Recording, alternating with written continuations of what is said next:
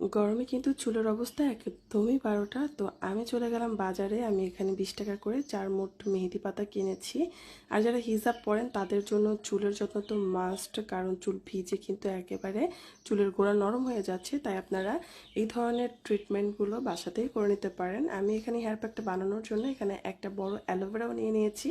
Aloe vera যেটা কিন্তু কষ থাকে সেটা আমি প্রথমে কেটে তারপর ওটা বের করে নিয়েছি। এখন সুন্দর করে ওয়াশ করে ছোট ছোট টুকরা করে কিন্তু আমি অ্যালোভেরা জেলটা এইভাবে করে বের করে নিচ্ছি একটা চামিচ দিয়ে। তো আমি এখানে পুরো একটা অ্যালোভেরাটাই নিয়েছি, আর এখানে একটা বড় লেবু, একটা কলা, একটা ডিম নিয়েছি, আর মেহেদি পাতা একেবারে অরিজিনাল গাছের পাতা। কিন্তু এখানে আপনারা চাইলে হেনা প্যাক বা যে কোনো গুঁড়াও ইউজ করতে পারেন।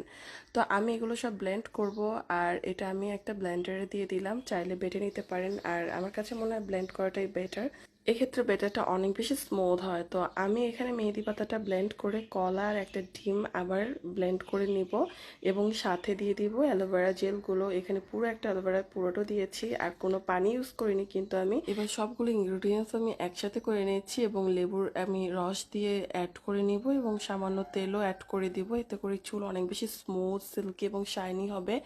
গরমে ঘামে কিন্তু চুলের স্কার্ফ অনেক নরম হয়ে চুল উঠে যায়, সেক্ষেত্রে এই মেহেদিটা বা এই প্যাকটা কিন্তু আপনাকে অনেক বেশি স্ট্রং একটা চুল দেবে।